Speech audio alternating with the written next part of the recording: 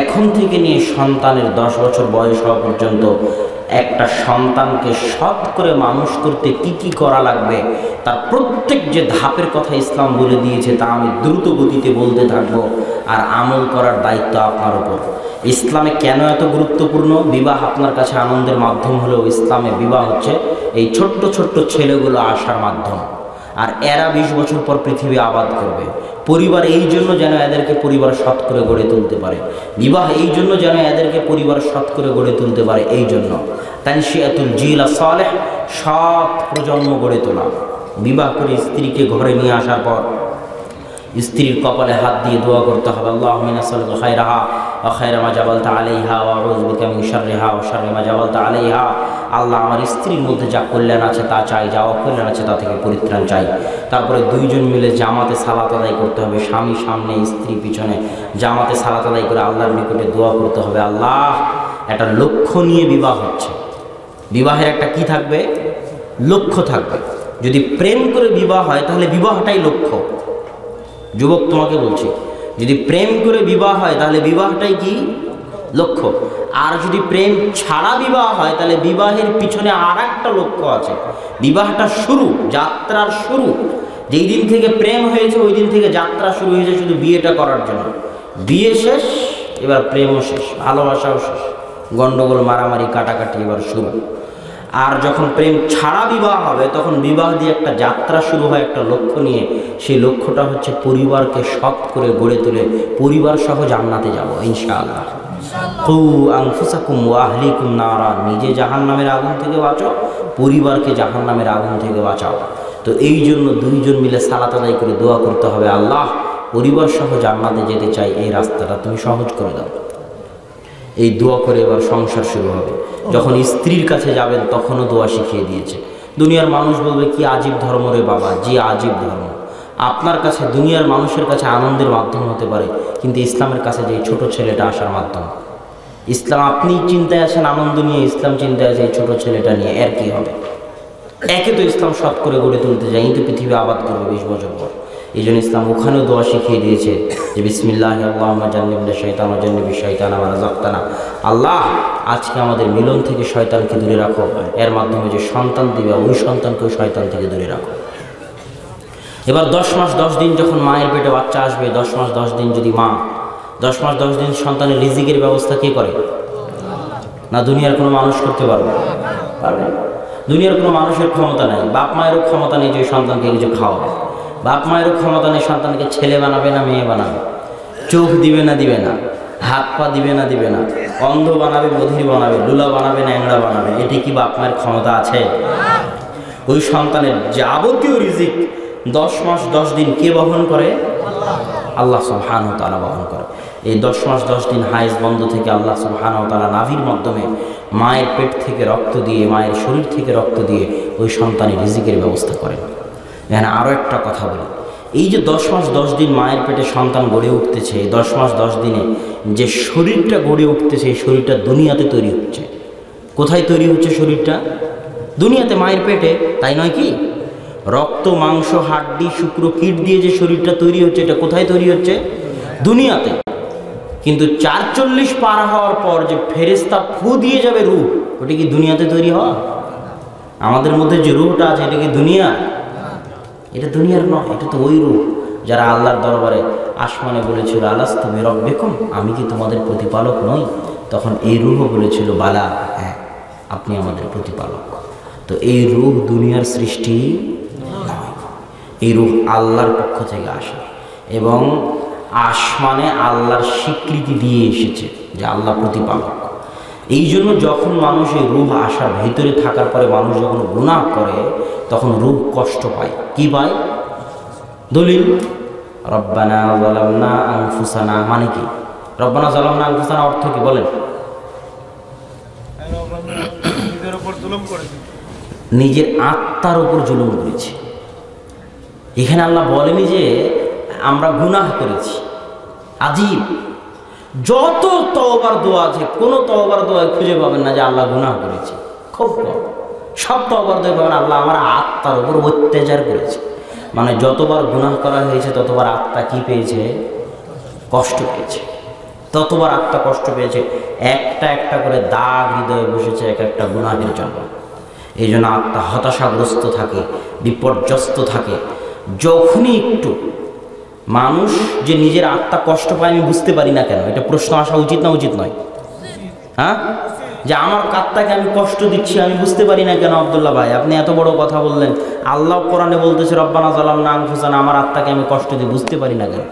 আপনি বুঝতে দেন না, আপনি ভুলিয়ে রাখতে চান নিজেকে। কি দিয়ে? গান বাজনা, আনন্দ উল্লাস, গল্প গুজব, আড্ডা, খেল তামাশা। ঘুমাতেও তো আপনি কানে ইয়ারফোন দিয়ে ঘুমাচ্ছেন। তাহলে আপনার আত্মা যে কষ্ট পাচ্ছে এটা অনুভব করবেন কখন? এটা অনুভব করার জন্য তো সময় লাগবে না, লাগবে না? ওই সময়টাকে আপনি দিচ্ছেন? দেন না। আপনি যে মারা যাবেন এটা তো আপনি নিজেকে ভুলিয়ে রাখতেছেন। আপনার আত্মা যে কষ্ট পাচ্ছে এটা তো আপনি নিজেকে ভুলিয়ে রাখতেছেন। এই জন্যই তো আল্লাহ বলছে ইন্না দুনিয়া লাইবুন ওয়া লাহু, দুনিয়া হচ্ছে খেলতামাশা। যেই খেলতামাশা দেখে মানুষ ভুলে থাকে যে সে তার আত্মাকে কষ্ট দিচ্ছে। কখন অনুভব করতে পারে? যখন বাধাগ্রস্ত হয়, যখন বিপর্যস্ত, হতাশাগ্রস্ত, বিপদগ্রস্ত, বিপদে পড়ে যায়, কাজে আর সফল হতে পারে না, যখন সব কিছু হারিয়ে যায়, তখন অনুভব করতে পারে এতদিন তো আমি আমার আত্মাকে কষ্ট দিয়েছি। তখন চোখ দিয়ে অঝর ধারায় পানি ঝরে। আর যদি পানি ঝরিয়ে আল্লাহর দরবারে তওবা না করতে পারে তাহলে আত্মহত্যা করে দুনিয়া থেকে চলে যায়। আমি যদি বুঝাতে না পারি তাহলে আমার ব্যর্থতা। এই জন্যে আল্লাহ বলছে আলা বিযিক্রিল্লাহি তাতমাইন্নুল কুলুব, আল্লাহর স্মরণে বিপদগ্রস্ত আত্মাগুলো, অশান্ত আত্মাগুলো, হতাশাগ্রস্ত আত্মাগুলো আল্লাহর স্মরণে প্রশান্তি পায়। আত্মাগুলো ক্ষুধার্ত থাকে, ছটফট করতে থাকে, কিন্তু মানুষ বুঝতে দেয় না। মানুষ গান বাজনা দিয়ে ভুলিয়ে রাখে, আনন্দ উল্লাস দিয়ে ভুলিয়ে রাখে। কিন্তু যখনই আত্মা সময় পায়, একটু নিরিবিলি হয়, একটু আরামে হয়, একটু চিন্তা করে, তখন আত্মার কষ্টটা অনুভব করা যায়। যখন বিপদে পড়ে তখন আত্মার কষ্ট অনুভব করা যায়। এই কষ্ট, এই অশান্ত আত্মাকে শান্ত করতে পারে কে? আল্লাহর স্মরণ। আলা বিযিক্রিল্লাহ, কার স্মরণ? আল্লাহর স্মরণ। তো আমরা কি আলোচনা করছিলাম? আমরা আলোচনা করছিলাম এই 10 মাস 10 দিন মায়ের পেটে শরীর গঠন হচ্ছে দুনিয়াতে, আত্মা আসতেছে আসমান থেকে। এই 10 মাস 10 দিনে যদি মা সৎ না হয়, সতী না হয়, কোরআন তেলাওয়াত না করে, নামাজ কালাম সালাত সিয়াম না পড়ে, পর্দা পুশিদা না করে, গান বাজনা গীবত গন্ডগোল সিরিয়াল নিয়ে ব্যস্ত থাকে, তো মায়ের প্রত্যেক পাপ কাজের প্রভাব এই পেটে থাকা নিষ্পাপ সন্তানের উপর পড়বে, পড়তে বাধ্য। সৎসঙ্গে স্বর্গবাস, অসৎসঙ্গে সর্বনাশ। এই জন্য নিজের জন্য না হলেও সন্তানের জন্য মাকে 10 মাস 10 দিন ভালো থাকতে হবে, পরহেজগার থাকতে হবে, তাকওয়াবান থাকতে হবে। এবার সন্তান যখন দুনিয়াতে আসে, দুনিয়াতে আসার পর প্রথম কাজ হচ্ছে কানে আজান দেওয়া, যেন আল্লাহর বাণী প্রথম শুনতে পায়। দ্বিতীয় কাজ হচ্ছে একজন সৎ ব্যক্তির দ্বারা তাহনিক করানো।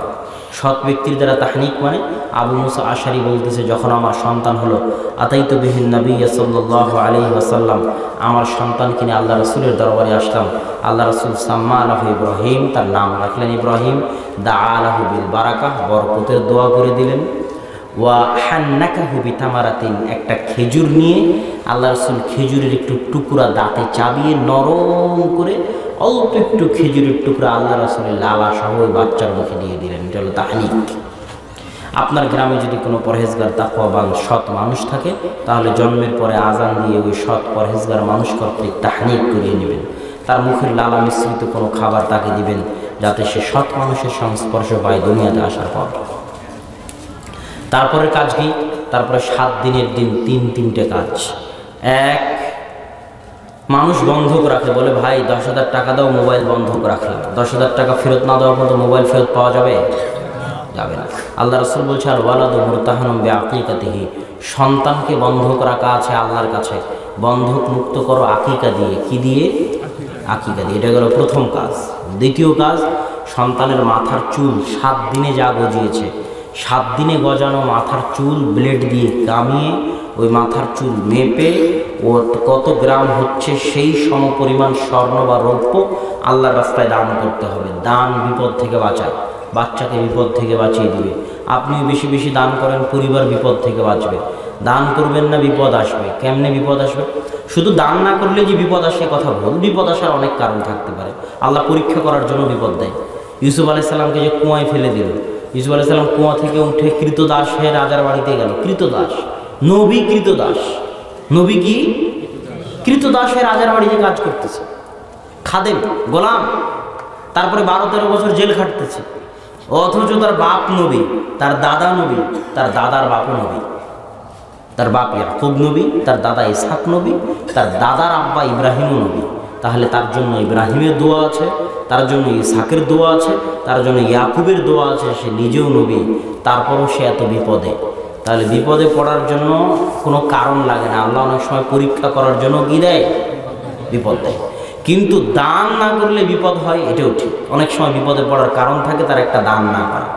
এই জন্য আল্লাহ রাসূল বলতেছে যে মানত করা বুঝেন? এই যে ভাই, মানত করা বুঝেন? মানত করা মানে আল্লাহ তুমি বিপদ থেকে যদি আমাকে রক্ষা করো তো এত টাকা তোমার রাস্তায় কি করে দিব? দান করে দিব, একটা খাসি দিয়ে দিব। তো আল্লাহ রাসূল বলতেছে যে কৃপণের টাকা আল্লাহ মানতের মাধ্যমে বের করে নেয়। এটাই হলো মজার কাহিনী।